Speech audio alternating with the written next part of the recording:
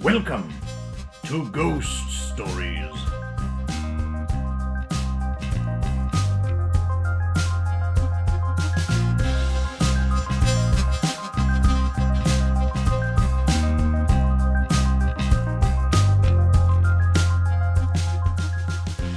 Join me, your host, Arthur Q. Mansley, and my delightful intern, Beth, That's me. as we delve into the intricacies of ghouls, ghosts, goblins, and everything in between, discussing their literature, pets, aquatic sport, and everything else that comes to mind.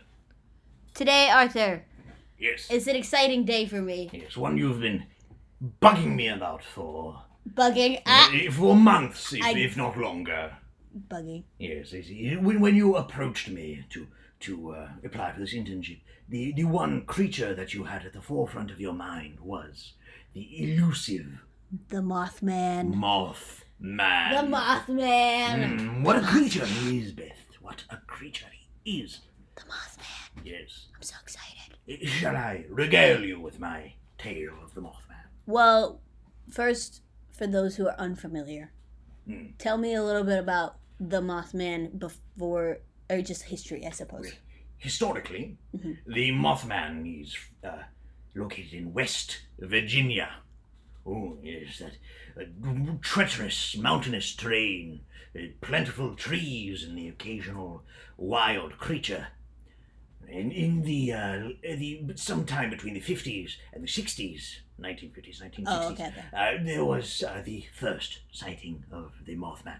Two individual couples, lovers in their own right, reported on the same night seeing a creature 6 to 7 feet tall, humanoid in shape, but with massive wings and, most importantly, bright glowing red eyes. Does the Mothman have wings on his back, or is it like wing arms, like a bat? Typically it is portrayed as wings upon the back. So it's like a human with wings. It is a man Or a man with the wings of a moth. with the wings of a moth. Yes, these two separate loving couples had spotted this creature, and they fled, zooming down the highway at rather unsafe speeds. Probably. And they reported that the creature chased them, flying behind them, their eyes glowing. Wait, were red they like fury. carpooling? Two separate vehicles. At the same instance in the night? Were they the were same they drive? night, slightly different times. Oh, okay. So these were two sightings that were very near each other, very similar circumstances, but entirely separated. So the first couple had to have gotten away because Yes, this is important, Beth, because the two separate sightings from two couples who have no interaction with each other prior leads some veracity to the claims. that's true. Correct. There was little likelihood that they were colluding to create a fantastical creature for newsworthiness. Yeah, why would you do that? That would be really scary It would be scary and fantastically dumb and not cool. and not cool. As a paranormal interviewer, I have followed up on many such leads Not labeled them not cool. and labeled them not cool and profoundly rude, I should say. And an affront to the profession.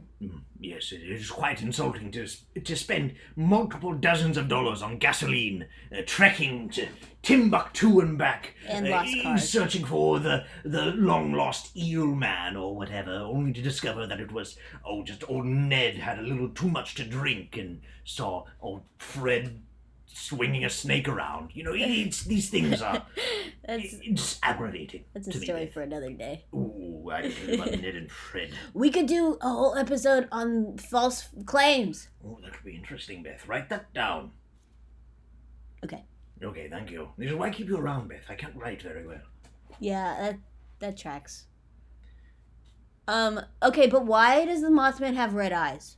This is a very good question. Because I don't think, do moths, like moths. What are the similarities between moths and the Mothman besides the wings? Do moths have red eyes? The wings are the key feature. Okay. Right. Also, the Mothman possesses two moth-like antennae. Yes. You can't see. The You viewer can't can't see, viewer, but Beth is using her pointer fingers at the top of her head and wiggling them around so as to simulate what antennae may look like. Beth, I must remind you that this is an audio medium, although I do. I'm so appreciate the excited. show. Oh yes, I can see the exuberance brimming out of you and overflowing out of your nostrils. Perhaps No, it okay, is a small booger. No, okay, that's rude. No, I'm sorry. Exuberance and boogers look very similar. Just as talk for a second while I wipe my nose. Oh, right. Well, the key similarities between the key similarities between the Mothman and a moth is wings and. You okay? Is it gone? I have one of those like baby booger sucker things in the restroom if you require one. I think it. I can't use tissues, you see. You know that also tracks.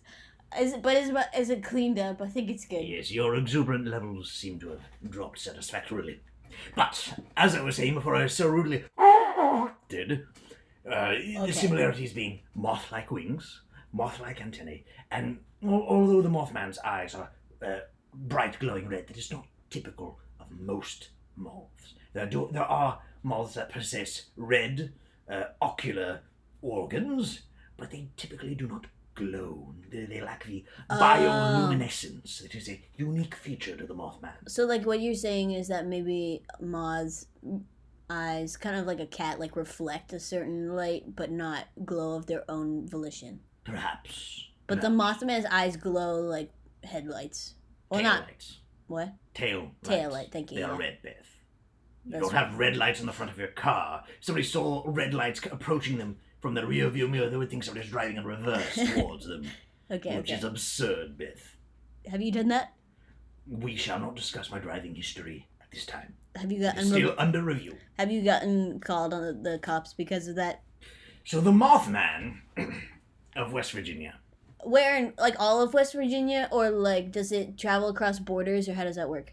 Typically, sightings are restricted to the West Virginia area. He has been sighted crossing borders into Ohio and the such, but not very far. He seems to be rather at home in Western Virginia, or West Virginia. What is his home look like? What does a den of a Mothman look like? Do we know? This is unknown information. No one has tracked the Mothman to his personal lair. That would be intrusive. It would be. It would be very rude, Beth. He's without first sending a letter saying, "Hello, I'm Arthur Q. Mansley. I would like to interview you. Please reply to my email, arthurmansley@gmail.com." You got it. I've been practicing, Beth. Good job. Practicing. But these things, yes, I have been unable to locate the Mothman's lair. But typically the Mothman is sighted in wooded areas or thereabouts, or near large bodies of water. I mean, has to sustain himself somehow. Yes, that does cover most areas in West Virginia. Yeah. So it could be a lot of places. Yes, which is probably... It's a wide search area if you're trying to hunt down the Mothman's lair.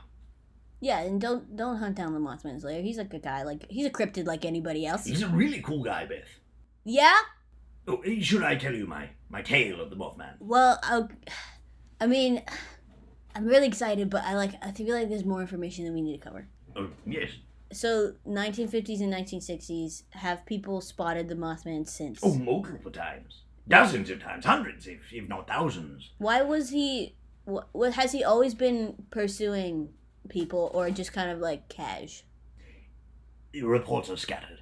Yeah. Some report being chased, some report him fleeing, others report him standing and staring menacingly. Is he consistent in following after campers or couples or families, or is it varied as well? It lacks consistency. Every report, it seems that the reportee he reports different actions from the Mothman. Does he fly pretty high up in the sky? Typically, he seems to maintain a rather low altitude with his flight, be that for stealth purposes or due to physical limitations, that is, up for debate. But still pretty cool. But it's still pretty cool. I would like to talk about when you met the Mothman. Right. Well, this was the year 1970-something. It gets fuzzy sometimes. The 70s were a very wild decade for me, Beth. Does the Mothman have hair on him, or like a person, or like a moth? It's more moth-like hair surrounding his entire cranium, like a I almost want to say a halo around the face. Like a lion's mane? Yes, a lion's mane. That's very accurate, Beth. What kind of shirt does he wear? Well, let me tell the story, Beth. Okay. It was 1970. I was vacationing in West Virginia, as I do. I was not seeking out the Mothman. I had heard tales, whispers, through my connections in the paranormal and cryptid world of such a creature existing. But I'd set it aside. I'd said, oh, it's probably just a large bird, such as a crane or a heron. These sightings occurred during their migratory periods. You've been burned a lot, we've discussed. I have been burned a lot, Beth. A lot. Metaphorically and physically, probably. More physically than metaphorically. But I didn't put much credence to these claims upon my vacationing. I went to a small private lake. I rented a canoe. Because your kayak was out of commission? This was pre-kayak. No, post-kayak. Yes, just post-kayak. I had sworn off the things by that point. Okay. I required a larger vessel for my fishing experience. Oh, yeah, because you're an avid fisherman. Yes, this was the start of my angling career. I was actually fishing for a merman, was what I was after. Interesting. If I managed to catch a bluegill or two, that's just dinner. So I was out there casting my line. I was actually practicing fly fishing. Very difficult method of fishing. There is a lot of very intricate crafting of the lure and whipping it through the air quite dangerously. I hooked myself a few times. We're not becoming a fishing podcast, I hope you know. Beth, you've seen through my plans. I really just wanted to discuss my fishing. They were really obvious.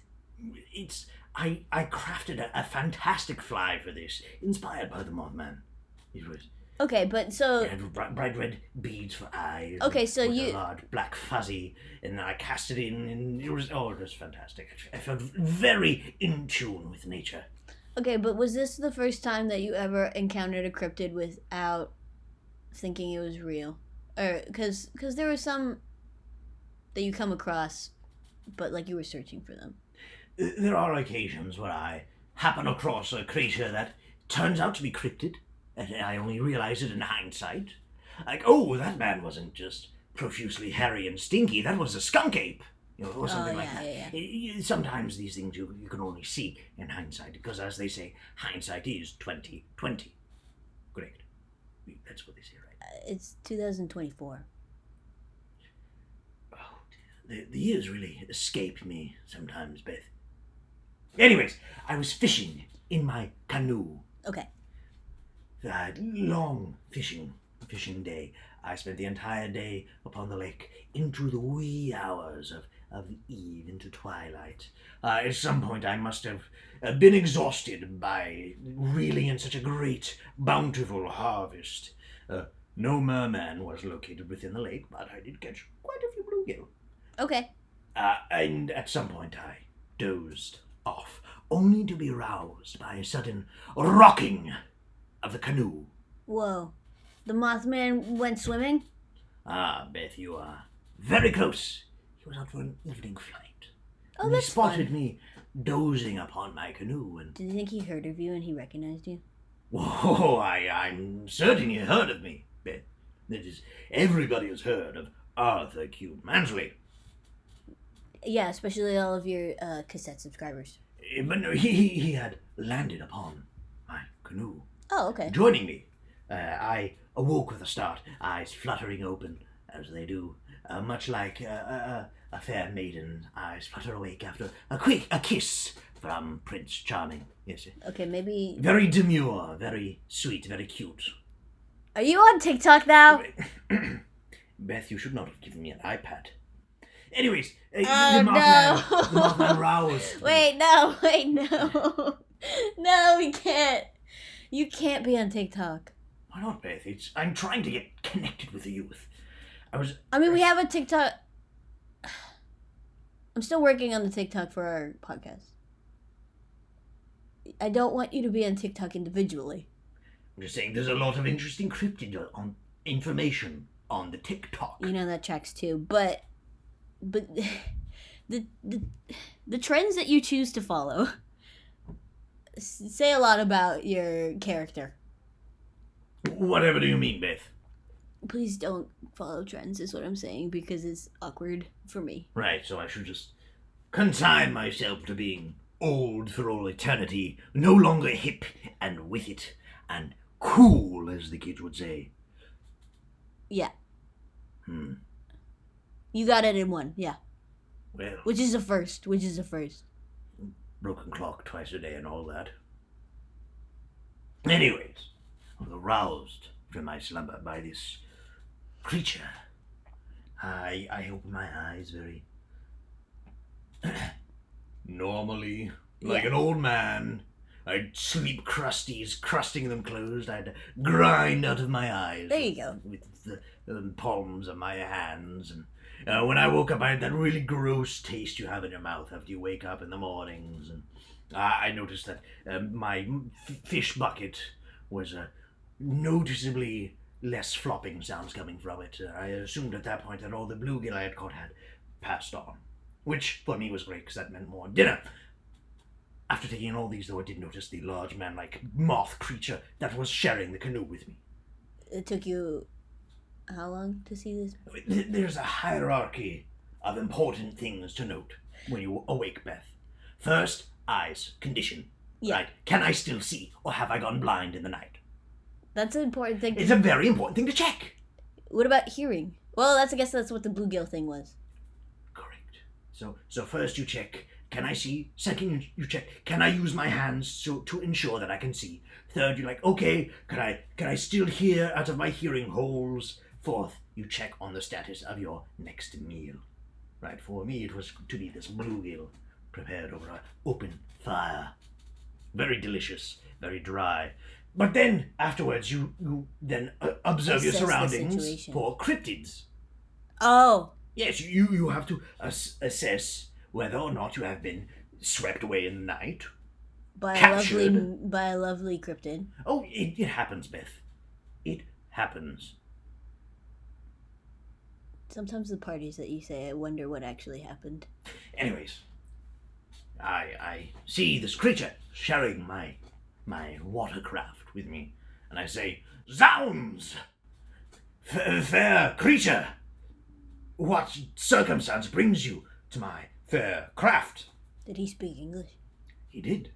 That's convenient. And we had a delightful little chat. What did he sound like? Did he sound like a West Virginian? Did he sound like a British man? He had a very, very thick Appalachian drawl.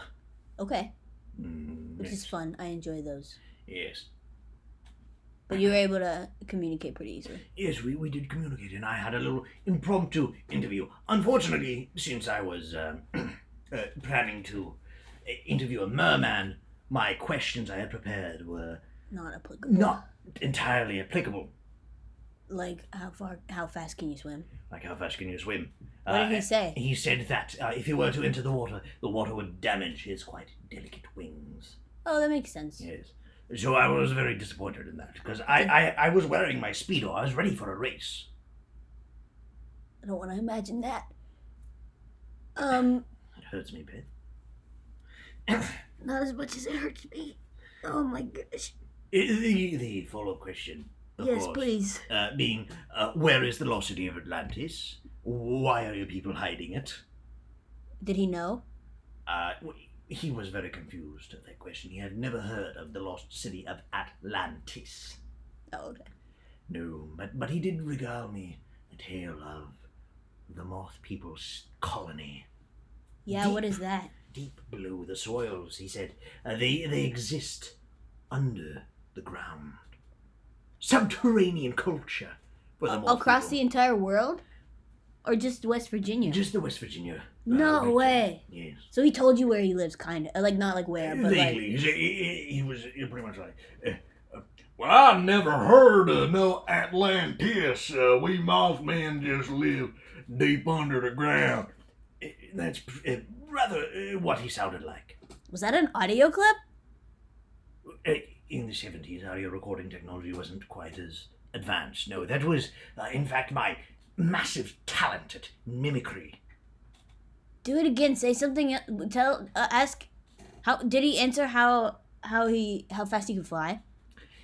Once I exhausted the prepared questions I had for the merman, I was left to improvise. Yeah, how questions. did that go? This is not my strong suit, Beth. Oh. Typically, I need to have every question prepared beforehand and rehearsed time after time in a mirror so that I don't look like a fool. Okay. Interviewing you. I didn't know that, actually. I thought you kind of tried to look like a fool. Ouch. I will leave it at that, Beth. Ouch. But I asked this Mothman, how fast do you flap? And he replied in kind. He said, Yeah, use his... Well, I reckon I can hit about 35, 40 mile an hour. He's familiar with our, like, methods of denoting speed. It appears so, Beth. He seems very cultured in the human ways. He seemed to be very, very connected to human culture. What shirt was he wearing? I want to know. He was shirtless.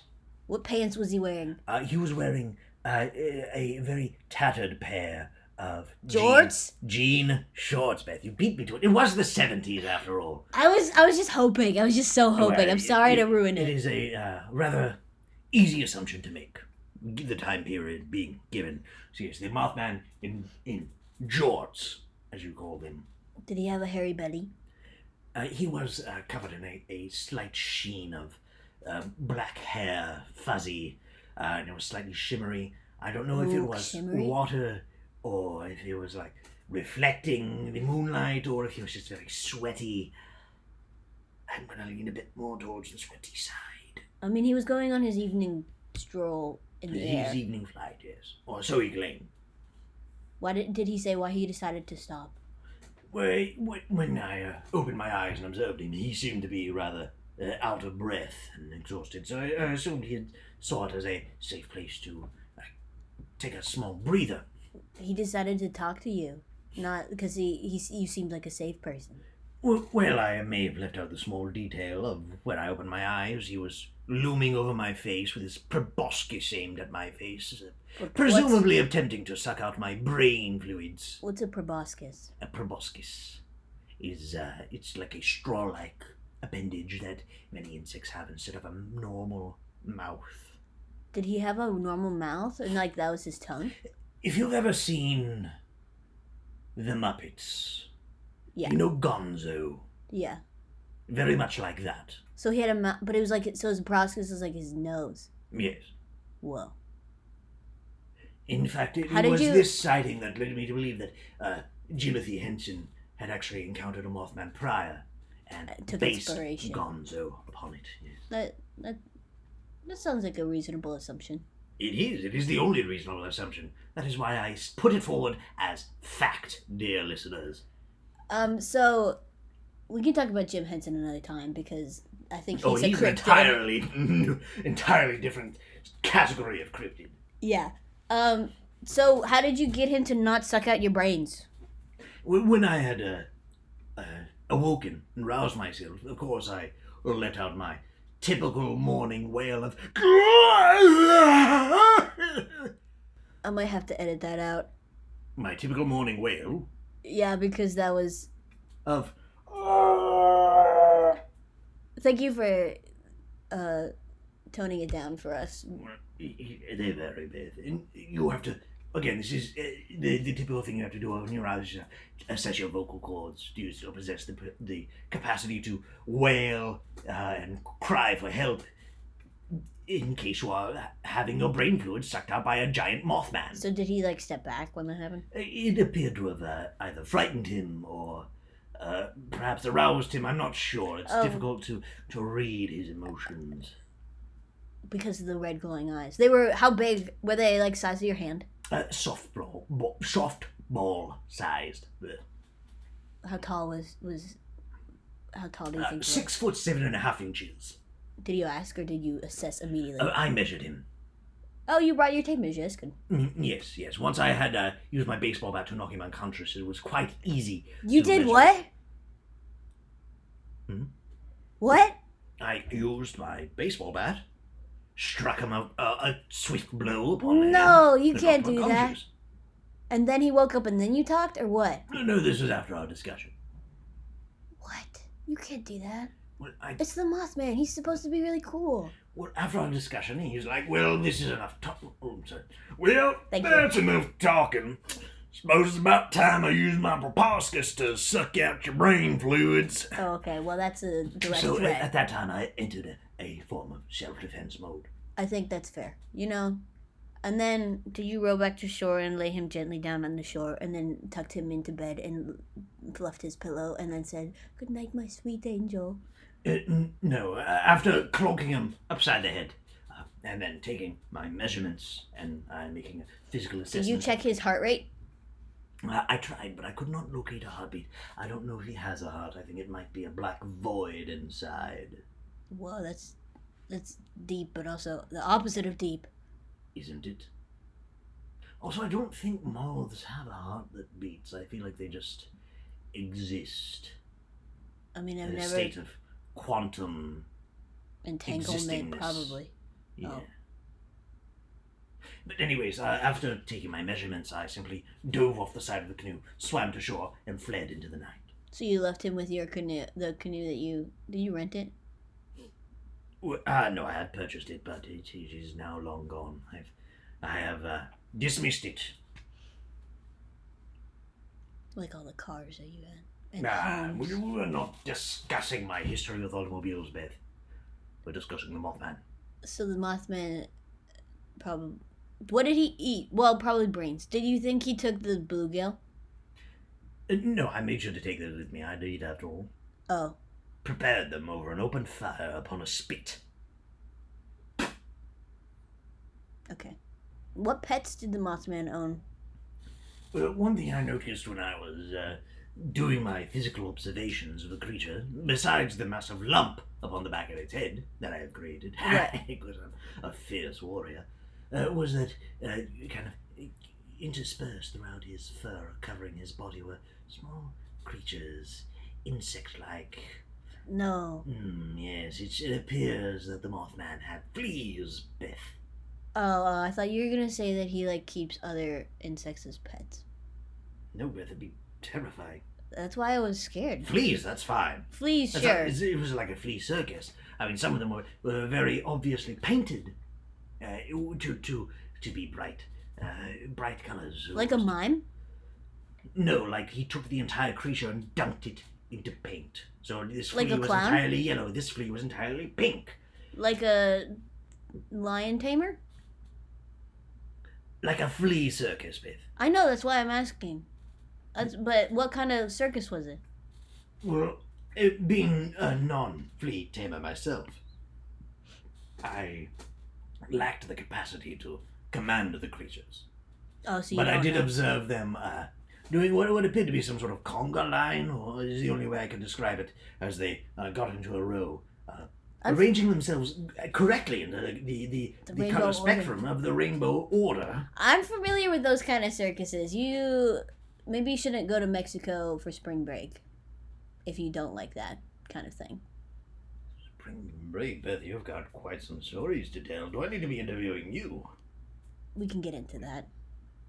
Beth, this is one of those times where, many years down the line, looking back with my 2020 vision, I'm going to realize you're encrypted. Are you a chupacabra? I can firmly say no. I'll put that down as a maybe. But yes, the Mothman did have pets. He had this flea circus living among his fur/feathers. Do you think he had any other possessions other than the things he was carrying? Which are the fleas and the jorts. Rooting through his jorts, I did find a wallet. What did it say? Well, it had an ID. Yeah, what did it say? It said that his name was Harvey J. Mothman. That's a really fun name. He was born in 1847, according to this. So this individual specimen was upwards of 130 years old. That's amazing. It is, especially to have a fashion sense like that, to be wearing jorts and nothing else. That's some body confidence. That's confidence. Honestly, I wish I possessed a fraction of that. Last time I wore jorts, I was run out of town. Yeah, I remember that. That was just last year. It's quite fun. Okay. What did the ID look like? Did they have like did it seem to be like Mothman species issued or human From issued? the state of West Virginia. In the 18s? Well, I guess he probably didn't get it when he was born. No, the issue date was rather more recent.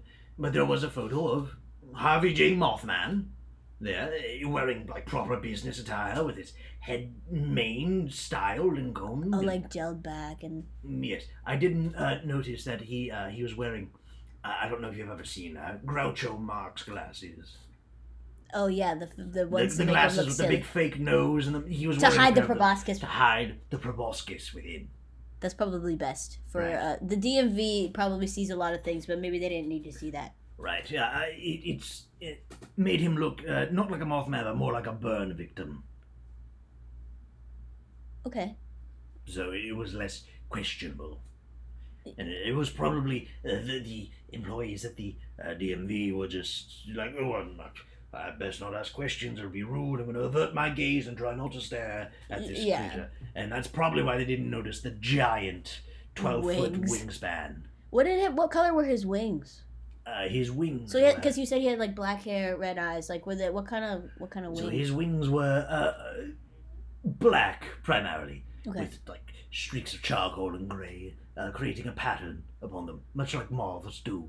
Yeah. From looking at the creature from behind, there were two large charcoal circles with a white slit in the center that gave the appearance of large eyes staring back. Though it's less intimidating than the glowing red eyes from the front, so I'm not sure what evolutionary benefit there is there, which leads me to conclude it must be for mating purposes. Or if someone's coming at him from the front, that's where the red eyes come from, and if he doesn't see in time from the back, well, then he's dead. Well, and no, that's baseball why. bat upside the head. Okay. That's how I did it. That's how you did it. Threw a fish behind him. And he was like, "Oh, what's that?" And then clonk. That's the old fish baseball bat combo. It's very reliable, Beth. So I never leave home without a fish and a baseball bat. As we wrap up here, is there anything that you would like to say that you noticed or wish you'd asked him before he became unconscious? I really wish that I had prepared questions for the Mothman himself, because among those questions I could have asked him to escort me to the Mothman colony, introduce me to Mrs. Mothman. Well, his last name. People. His name was Harvey J. Mothman. He said so. So it would be Mrs. Mothman. Yeah. Well, I would have loved to meet the family. Did you introduce yourself properly as an interviewer so he didn't think that you were just some guy? Well, I had my press cap on, and I had my notepad and pencil. And, my canoe was painted on the side. Arthur Mansley, paranormal interviewer, as I paint on everything I own. So, even then he still wanted to suck your brains out. That's weird. I have a very delicious brain, as I'm told. Yeah, that's all the time we have. Well, thank you, dear listeners, for joining us in this discussion of the Mothman and its habits. This is. I mean, he sounds pretty cool still. It was a very delightful conversation. I would love to meet the man again. But since 1970, whatever, I've been unable to track down the creature again. I fear that I have left a mark bad on his head. impression. Oh, well, yeah, there was the mark upon my head.